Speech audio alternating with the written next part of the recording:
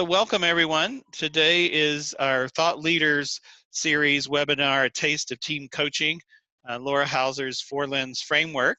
We have a special guest speaker, Laura Hauser, who will be introducing herself a little bit more, but she is faculty of the EBC, or Evidence-Based Coaching Program, at Fielding, also a Fielding graduate, both of EBC program and the PhD program. And she's also the CEO and founder of Leadership Strategies International. So Laura, welcome.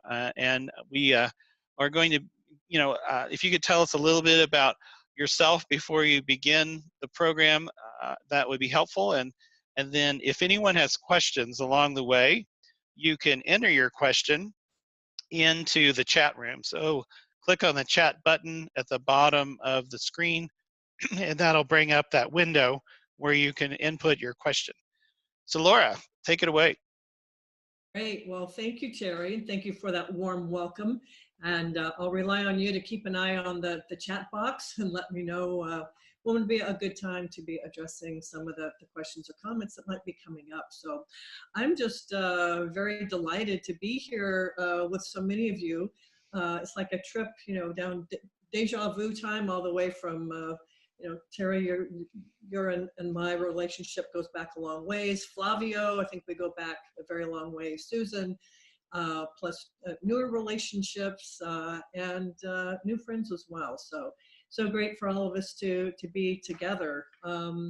I have been in the world of working in corporations. I worked internally for 18 years and then started Leadership Strategies International in 1993.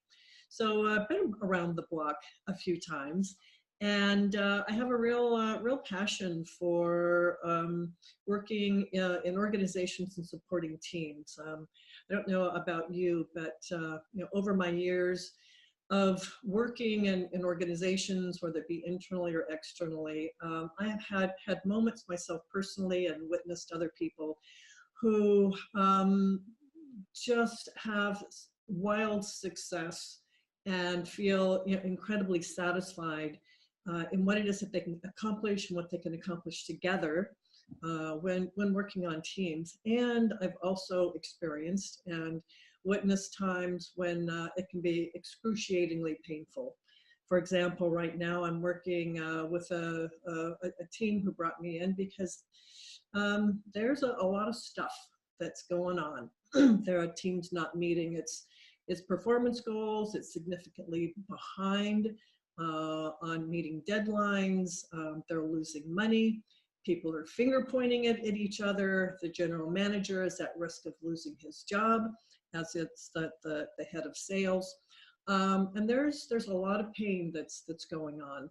And I feel very passionate about helping leaders, helping team members, helping organizations know and understand what are some of those enabling conditions and those essential conditions that really need to be in place for teams to be successful.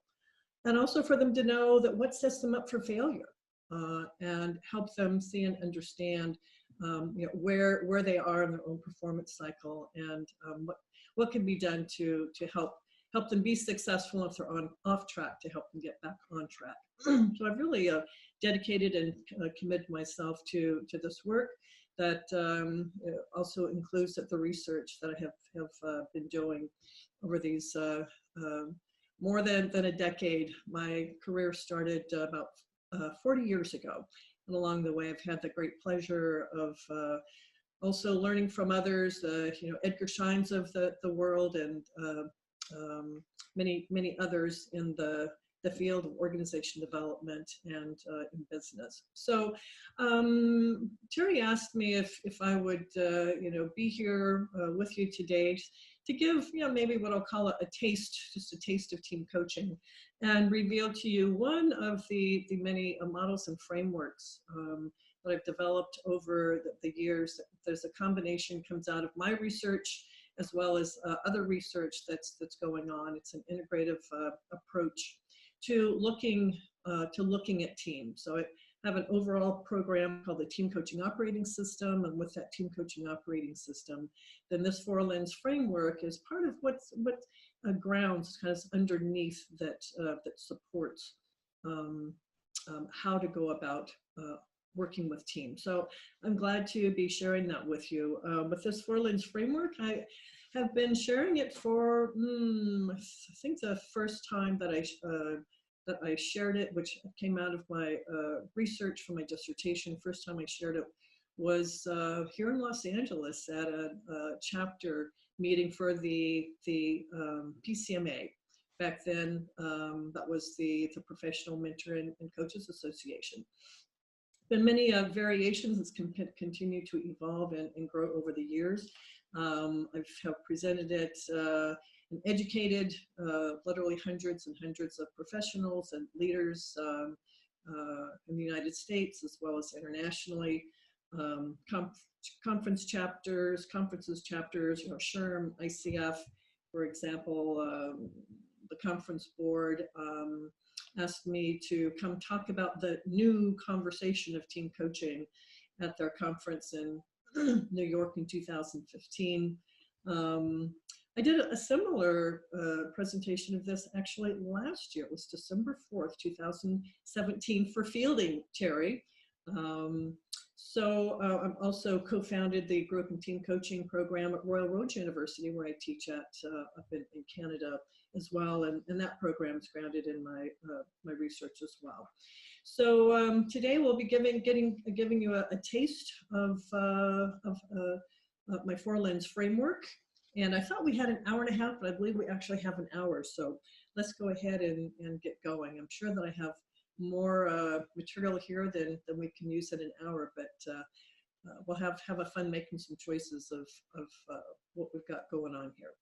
So let's go ahead and we've already done the introductions. I would love to know what motivated you for attending today. So we did our introductions already and where we're all calling in from. It's exciting to see that we have people all the way from, North America to Brazil to Paraguay. We're an international group, which is exciting.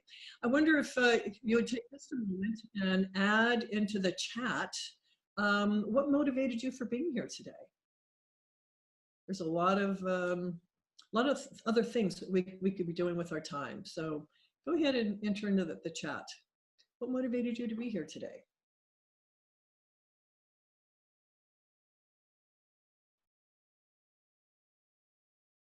All right.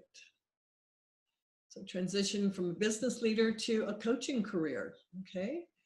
And Richard, want to build my skills in the area. Tracy, appreciation. Oh, thank you for my wisdom. And you work with teams on a regular basis. I'm a coach and a grab of Fielding. Love coaching teams. Great. All right. Well, glad that you're here and we're together. I see a lot of additional areas coming in as well. I've got an internal coach for aerospace, interested in dynamics between individuals and group coaching. And that we will be talking very briefly also the difference between coaching individuals and coaching teams. So thank you everyone for weighing in. All right, so let me go ahead and come here.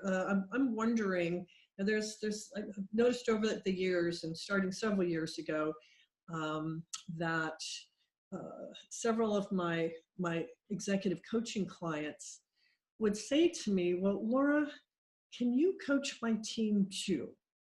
And Kitty, I remember Katie Kelly, Kitty, you had mentioned, that has come up for you and as well. So, I would ask my clients then, so, what's going on with your team? And they say, well, they're really struggling. So what are they struggling with? What is your team struggling with? So let's also take a pause here for just a moment, and I'll ask you to go ahead and put into the chat box, what has been your experience, whether it be personally for you on a team or in being asked to coach a team? What are you finding that teams are saying that they struggle with? So go ahead and type that into the chat as well.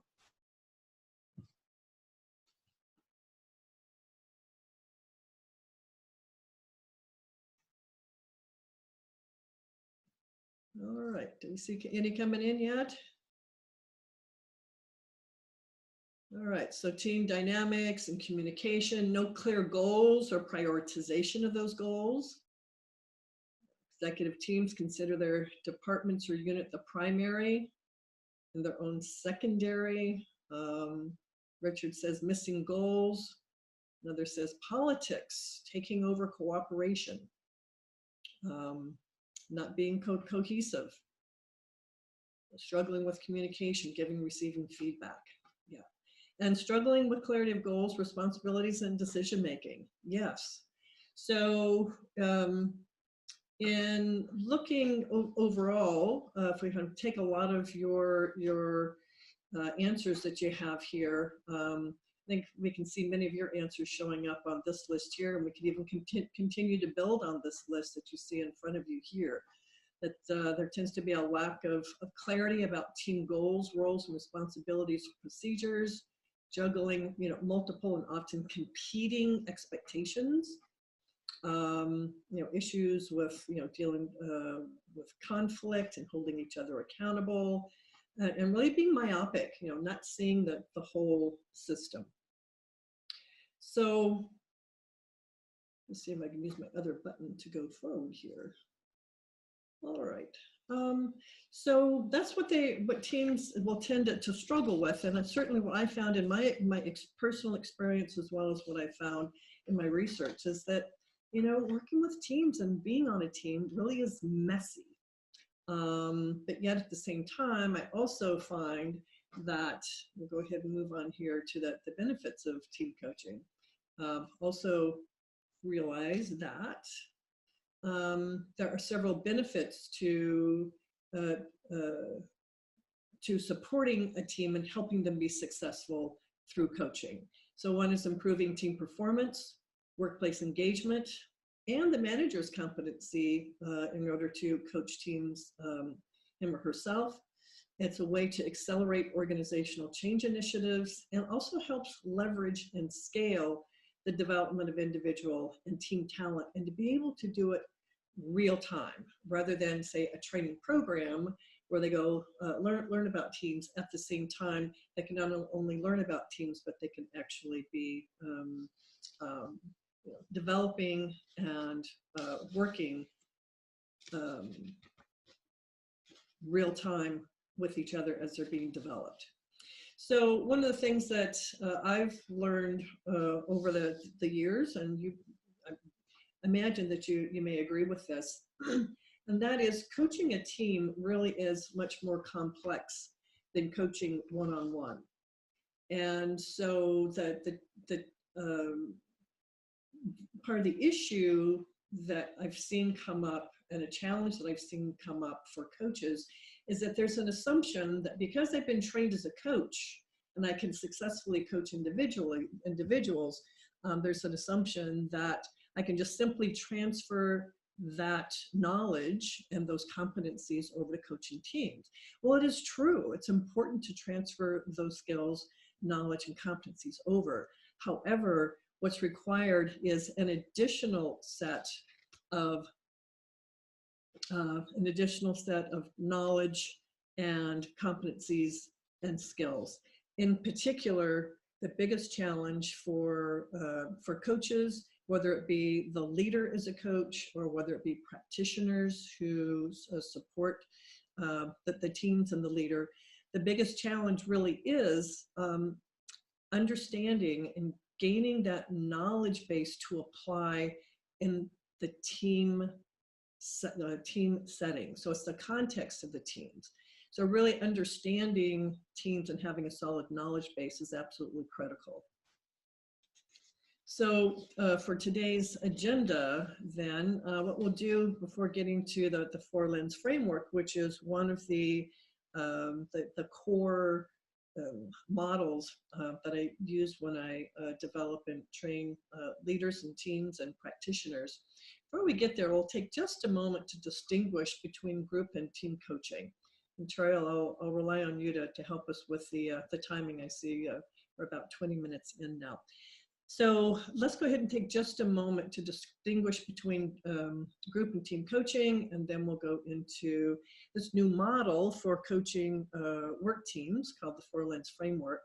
And then we'll finish up today on talking about how to access additional team coaching continuing education opportunities. All right, so what is the distinction between coaching individuals and teams? Let's go ahead and start off with just definitions of what is a group, what is a team, and then since I'm talking in the context, and my research was in the context of organizations, let's also look at what is a work team.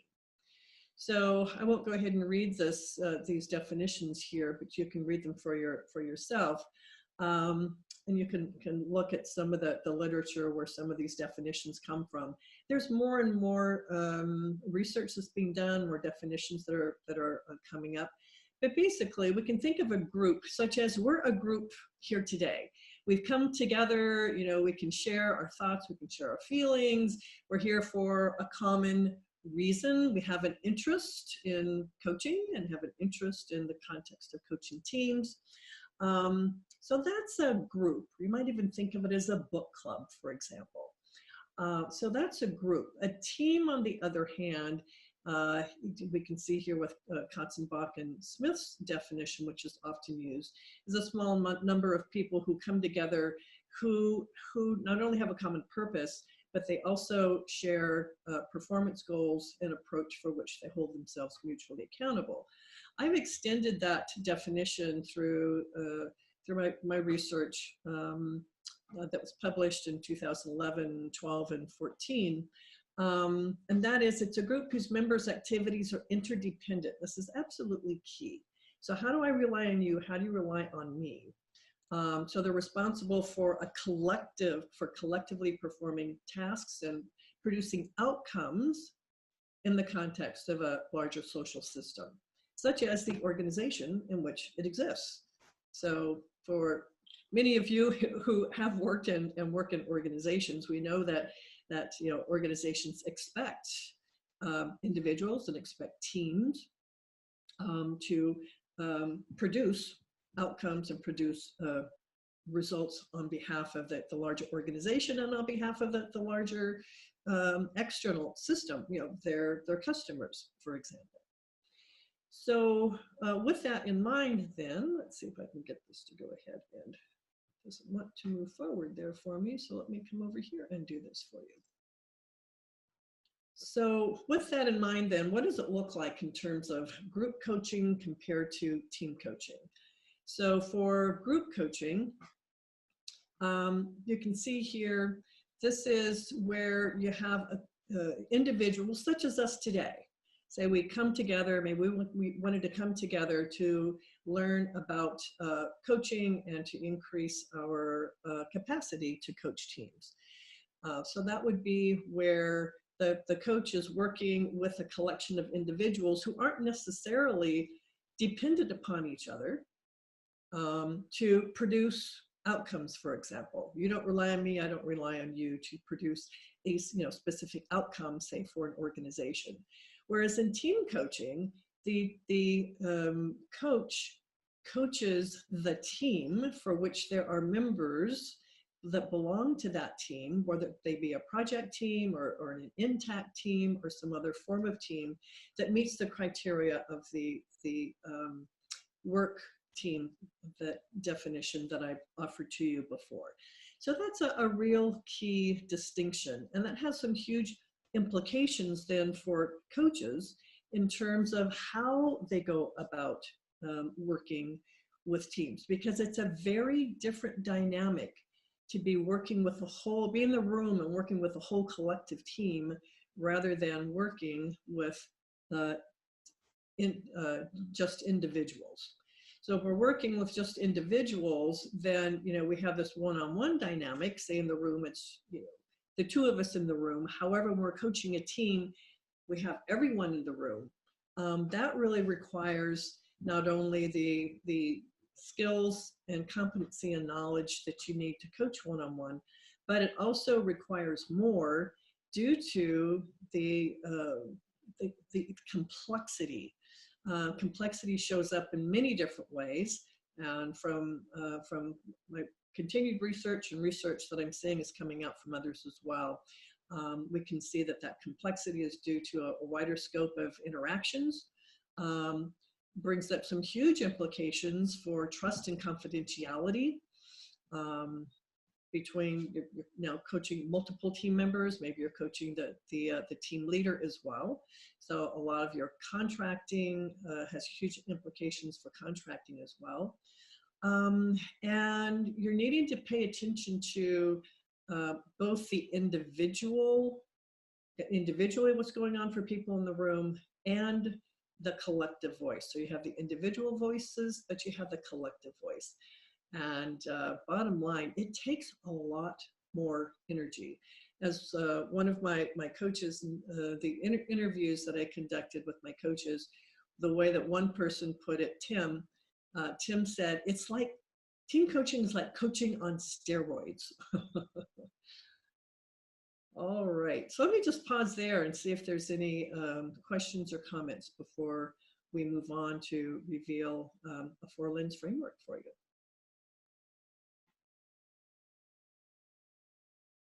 All right, Tara, you'll let me know if anything comes in to pay attention to, okay? Absolutely. Right. Thank you. That's great to hear your voice, Terry. I feel so supported. All right, just a brief background then in terms of my dissertation and where the 4-lens framework came out of. My research, I looked at 2 core questions, and that is, what do coaches do? What do they actually do when interacting with a team? And what influences the coach's choices or decisions about how to interact with the team? And the reason that I started there was because at the time when I was conducting my research, keep in mind when this was, I actually started in 2007. So that's been, 11 going on 12 years now. Excuse me. There was very, very little in the literature about team coaching, let alone, what does a coach do? What is the role of the coach, and what does the coach know what to do? So I decided to start at a very basic level, because we needed that grounding before we could move on to higher levels about how to go about coaching teams. And then it was interesting that at the same time, about the same time, when I was finishing up my dissertation in 2011, I graduated 2012, Peters and Carr around 2012 were also conducting their research, where they did two case studies. So what was happening back at that time is that there was a realization that this whole new area of practice was coming on board around coaching teams, but it wasn't grounded in, we had very few models and research. So the research that I conducted, so far as we know, is the first empirical study that was conducted on what external coaches do when coaching teams. And out of that then grew, came out of that is was a theme called shape-shifting. So what I found with the coaches is that they didn't just do one thing, and they didn't just operate and act in a certain way while they were with their teams. They actually shifted the shape of their the roles and their behaviors depending on what was going on for the team, including where they were in the team's performance cycle. So we learned more about, we can go back to, there was back in 2005, Hackman and Wagaman did a review of the literature and published what they called a theory of team coaching. And what they found is that there are certain times in the performance cycle of the team as to when the team is most ready to receive um, coaching and benefit from coaching. And I found that to be true, to hold up through my research as well. So I found that they shifted their shape. And so one way to describe that, Finn talked about, not in the context of team coaching, but I found this metaphor that really described what team coaches did. And that is that they transform their practices and understand their knowledge in a way that's very mutable and very fluid. So they learn to perform different selves and knowledges in different environments. So out of that, from the data, what grew out of that is a very robust model that we don't have time to go into today, that I use in my trainings. So we won't go into that today, but know that underneath this, then when we look at the coach, kind of down here in the coach's background, in terms of what influences what they do and how do they know what to do in the beginning, middle, and end phase of a team's performance, and the roles to play in terms of how do they know what to do, also underlies underneath that what I pulled together and calling the 4 lens framework. So it's a deep knowledge base around what it takes to work with teams. So with that in mind then, just to summarize where we are so far, team coaching really requires an additional set of team-specific knowledge, competencies, and skills compared to one-on-one coaching, and requires a set of various lenses through which to view, understand, and intervene with teams to improve performance. So that was one of the key findings of my research, and also plays out at a very practical level as well. So what about, what's the importance of bringing in theories, for example? Why would we even want to do that? Well, what it does is it helps provide multiple lenses to view and understand. For example, your team's background, their situation, their behaviors. It also serves as an orientation to help make decisions about how to approach a coaching situation, particularly team coaching situation, and tools and exercises to help support and shift the client's thinking and behaving. So that's the value of looking at different models and bringing in really an evidence-based approach to your practice.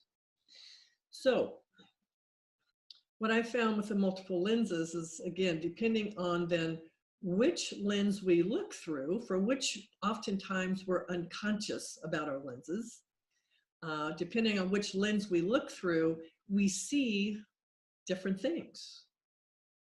Think about, I don't know if you've ever experienced this, if you've gotten a different car, let's say I tend to keep my cars for a very long time. So when it's finally time to get a new car, 7 or 10 years later, then all of a sudden, whatever my new car is, if it's a different brand than what I had before, suddenly I see them everywhere on the road. Whereas before I didn't see them. Why? I wasn't looking through that additional lens. So depending on which lens we look through, we see different things and we block out certain things. And our lenses, depending on what it is that we see, then influences our decisions, and our decisions then impact our behaviors and also impact the outcomes, not only that we help achieve, but also impacts our clients as well. If we're only seeing one thing and paying attention to that and supporting our client from only that one view, then we're missing that wide-angled view. And so that's what the 4 lenses do, or at least coming from a multiple lens perspective. So I'll share what the 4 core lenses. There are more lenses than 4, but these are the 4 that I saw continue come up both through my research and listening to my coaches who I interviewed, as well as in the literature, and then my own practice and years of experience as well. So the 4-lens framework.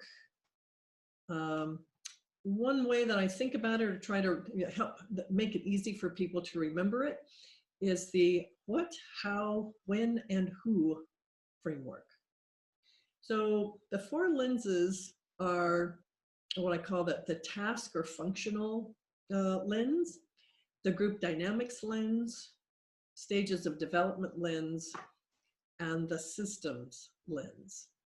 So in terms of the task or functional, this is about what the group needs to be doing. Like, what do they need to accomplish, for example? This is when you're looking at a team and inquiring and asking questions. You might be asking questions about, so what are the goals of the team? What are the roles? How clear and aligned are people about their roles? Take a look at the structure. Are they structured in a way that we can have these dependencies between each other, or are people operating in silos? Do they have the resources that they need, etc.? This is also where we would be doing some commissioning, so we can look at Peter Hawkins' work on commissioning a team. So they need to be clear about the key stakeholders. What are the key stakeholders? Say the organization, whoever it is in the organization that's charging them with what it is that they need to accomplish. So the focus there really is on coordination and results. So that's the what, when you're going in and starting to work with a team to assess and to look at what's going on. So that's one lens that is useful to look through. Another lens is group dynamics. So that's how is the group interacting with each other, and what's going on in terms of its own underlying emotional and psychological processes that influences the group's ability to effectively perform its tasks. So the focus really there is on the social relationships. It's about myself and myself in relation to others, and how are we getting along or not getting along? Where does conflict come up? Is there conflict within the team? So some of the models that we can look at there, for example, probably most everyone's familiar with, say, Tuckman and Jensen's form, storm, norm, perform, and adjourn model. So that's another lens to be looking through. So I have one of my individual supervisees. She's learned over time with the work that I've been doing with her and education with her and supporting her with some of her teams. She learned for herself that it's like, whoa, Laura, I just looked through group dynamics. Even at the beginning of a team starting to work together, I'm always in there wanting to find out, where's the elephant in the room? So she realized that looking for the elephant in the room, particularly if the team hasn't had experience of working together, may not be particularly helpful to the team. As a matter of fact, it might even set up some issues that they didn't have at all, but it might create some issues. Which then feeds into another lens, which is stages of development. So how does the team mature over time? So the focus here really is on maturity. So say, for example, if a team, we'll kind of go back to this, the same client that I had who was mentoring and supervising actually on her client teams. She had a team who had been together relatively short as a newly formed team, and she found that people were being polite with each other. And so then that's why she wanted to do the elephant in the room exercise. Well, come to find out that since they are new, and if we look at, for example, Spiral B theory, that'll tell us that the first place that we start as human beings, anytime we come together, is around inclusion. So it's natural at that point of stage of time that we are being polite with each other. We haven't worked with each other enough to have major issues come up to need to talk about the elephant in the room. Depending on where the team is in its own stage of development, there are certain levers that we can use and knowledge that we can use to help support the team that would be different at different stages of its development. And then the fourth core lens is systems, and that is with whom does the team interact in its environment? And the focus there is interdependency. With this team that I had mentioned at the beginning of our session here today, that the one who's, we have a lot of finger pointing going on with each other. We have the general manager who's in jeopardy of losing his job. I was asked to come in to work with the team. One of the things that I found in doing some assessments and looking at what's going on in support with them is that people are working within their own silos, and they're not working across the system. They're not taking into account the other parts of the system and not working well together in support of each other. So those are some of the four core lenses, and to bring those to life a little bit more, be glad to show you a slide here just to give some examples of what some of those sample questions may be when viewing a team, looking and viewing at a team, and helping the team leader and the team figure out where is it, what's going on. So these are some samples of questions. I'm sure that there's a lot of questions that we could all add to this list and refine over time.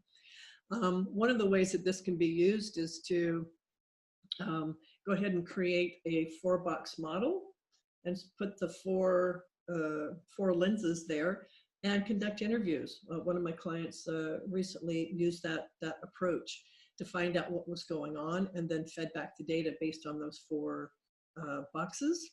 And then the team leader, the coach, and the team made some decisions together as to what to do next based on this understanding that they had from the assessment. So here's a client insight from one of my clients who has used this framework. Said here, as you can see, I'll go ahead and read it for those who may not be able to see the slide. She said that without a solid team coaching model, a team coach could easily get stuck in quote unquote Groundhog Day. As I look back at myself, I see that I got stuck in one lens and went around and around in that lens that gave a false sense of growth and maturity for the team. Using your 4-lens framework was an effective way to start plotting out what else might be occurring and areas to explore and how to help the team with change. Hey, Laura, we have a question. Yeah. Thank you. Mm-hmm. It says, beyond all lenses, isn't it almost always the case that inter-team communication and individual accountability with clear established expectations is the foundation, unless it's a dictatorial top-down domination context? Mm-hmm. Yeah, so when I hear that comment, let me see if I can actually see it and go back to it again. Let's see. For some reason I'm not seeing it, but from what I was hearing that the question, Terry, and for who asked it, what I'm hearing in that question is an assumption here around the task functional lens. So read it again, and let's listen for things such as, goals, roles, structure. This would include accountabilities and all of that. So read it again, Terry. Okay, I'm gonna send it to you just so you can see it. Oh. Let's see if it came up for you now. Oh, there it is. It did come. Mm-hmm. Yep. Inter-team communication, accountabilities, clear established expectations. Yep. That's to me speaks very clearly about one of the lenses, which is the task/functional lens. So I would say yes, whoever's asked the question here, that we do have situations with, inter-team. We need to be looking at inter-team communication. We need to be looking at accountabilities. We need to be looking at clear established expectations. So that is one lens that we can look through. The question that I would ask back is, if we're only looking at inter-team communication and individual accountability and clear established expectations, we may be missing other things that are going on that are either impeding the team or that could better support its success going forward. Oh, there was another follow-up question. Great. And it's being sent to me privately. That's why you can't see it. I was actually asking, isn't this true across all the lenses? Isn't this true along all of the lenses? That inter-team communication, individual accountability, and clear established expectations, it is a foundation. It is a foundation. And maybe another way to get at this is to talk about how these, each of the lenses interact and support each other. So such as I mentioned before, that one client had a tendency to look through the group dynamics lens and want to do the elephant in the room, while it was important then to be looking at this task functional lens, those things such as, accountabilities and, clear roles and goals, because we did have a separate situation where the teams, where it was appropriate for her to do an elephant in the room, or could have been appropriate to do an elephant in the room intervention. However, by having her also go in and look at these other areas, what she found is that the reason why there was conflict on the team was because there was not clarity of roles and goals. So we didn't have alignment here. So I share that story with you to show that indeed these interact with each other. They're not separate boxes. We need to look at them as a whole and then make some choices and help the team make some choices as to what to attend to the most. And I think Hackman and Wagaman would agree with whoever was asking the question around, oftentimes it's inter-team communication and individual accountability, clear established expectations. So again, going back to task function, Hackman and Wagman are, very much about the task functional lens, and that when group dynamics issues come up, it's important to look there. And I propose that we also need to look at stages of development and systems as well. So I'm not sure. So let me just kind of stop there and see what any thoughts or comments are about that.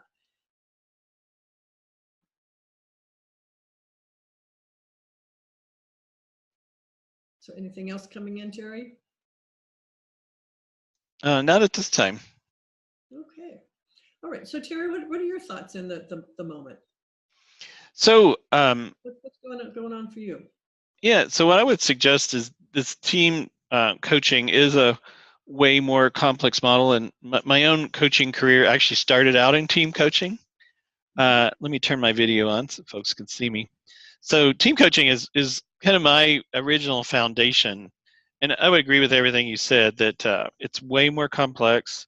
It requires knowledge and expertise in team dynamics, team development, team assessment, and facilitation skills, right?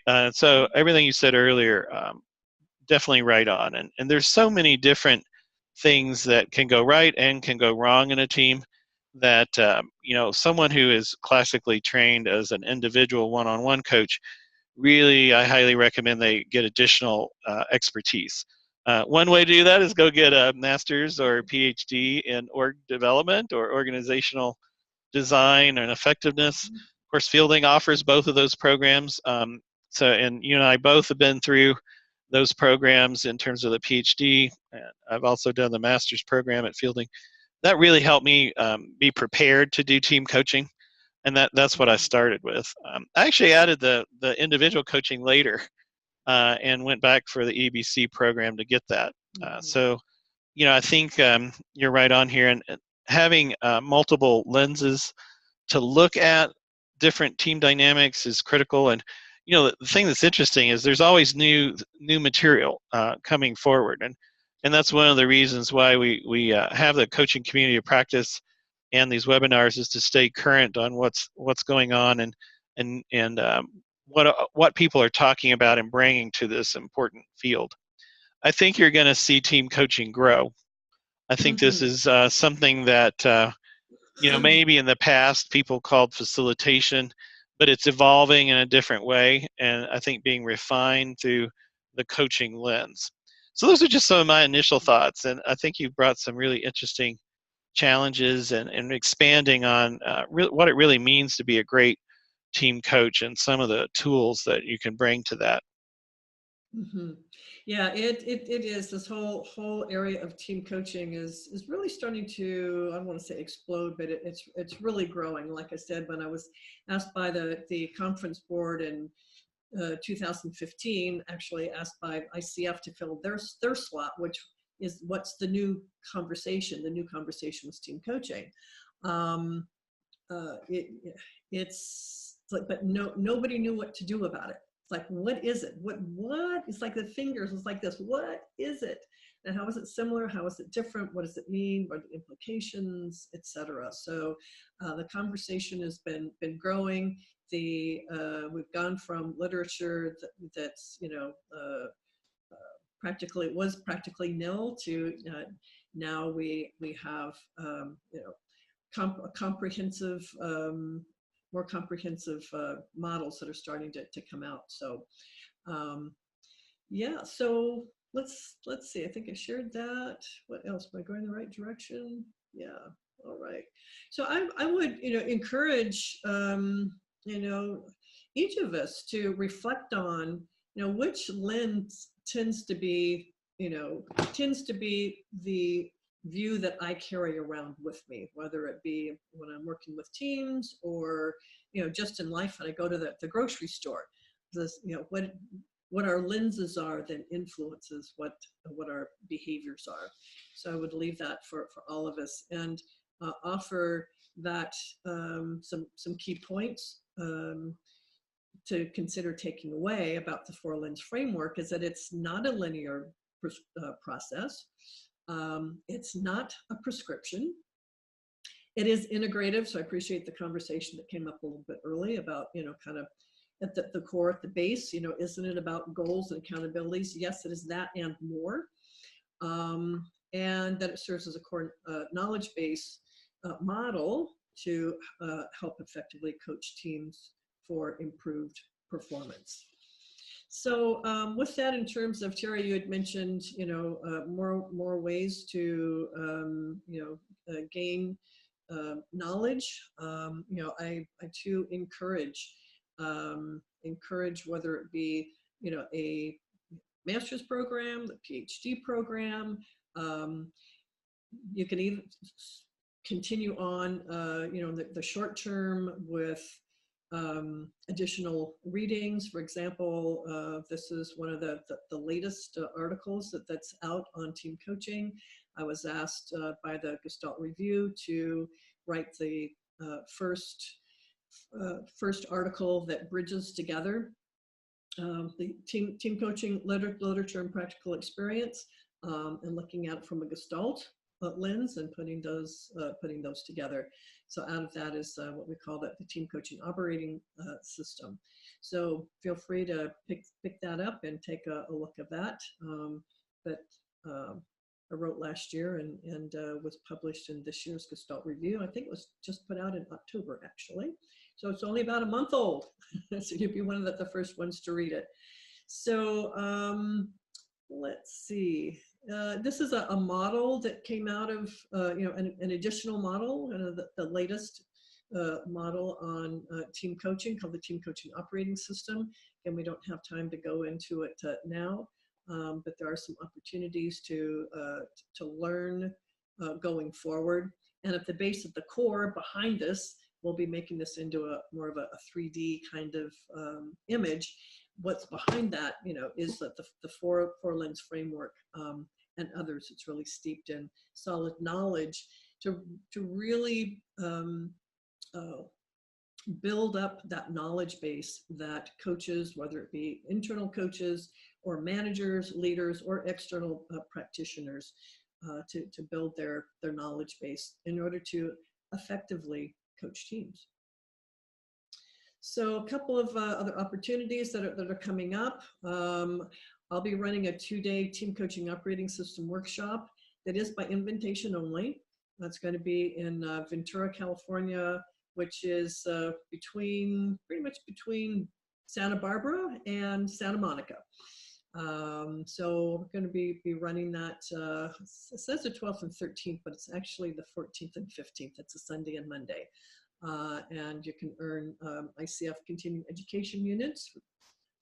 So that will be coming up. And then Terry, you might want to speak to what we're looking to do as a 3-day team coaching operating system workshop coming up. I believe you're thinking Washington, D.C.? Yes, we're still debating on the location, but we are looking to expand our opportunities for folks to get a deeper dive into some of these advanced topics like team coaching. And stay tuned. As part of the coaching community of practice, you'll hear about, and we will let you know about our upcoming continuing ed programs and this 3-day team coaching operating workshop that Laura will be hosting. Operating system, sorry about that. Should say team coaching operating system. Operating system workshop. It will be one of our earlier offerings. So stay tuned. We're still working out the details for that. And thank you all for joining. I do want to thank Laura for being willing to share her knowledge and expertise and research in this important space that continues to evolve. And I encourage anyone who is interested in learning more to certainly reach out directly to Laura, or you can reach out to the coaching community of practice. If you haven't yet joined the community of practice, anyone is available to do that. So just send me an email and I'll send you the link to fill out a short online survey so we can get you into the base camp. We have an online community where you can continue the conversation.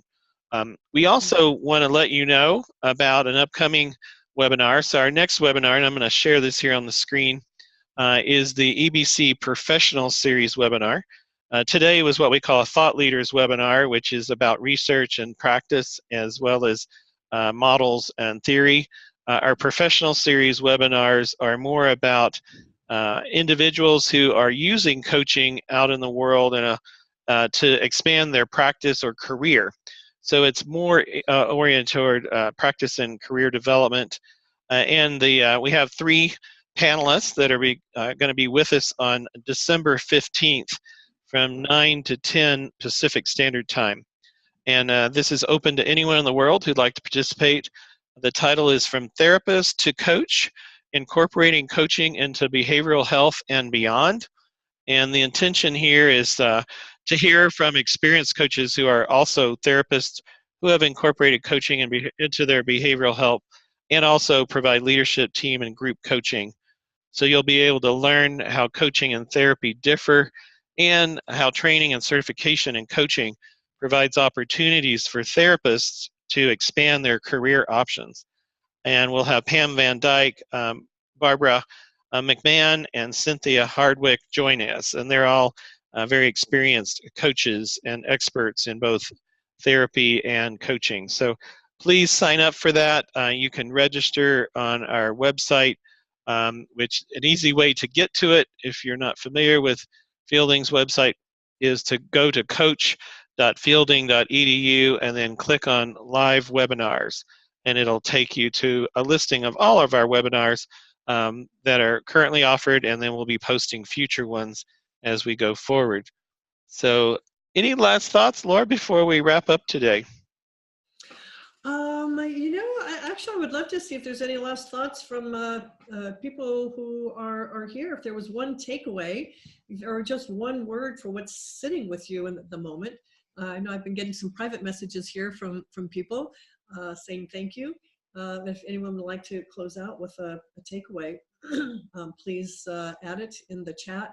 And Terry, I just personally want to thank you for your leadership with fielding and all that you're doing with the community of practices, everything, and really, providing more opportunities for coaches, both all of us here at Fielding and others across the globe, to come together to share and learn together and continue to shape the future of coaching.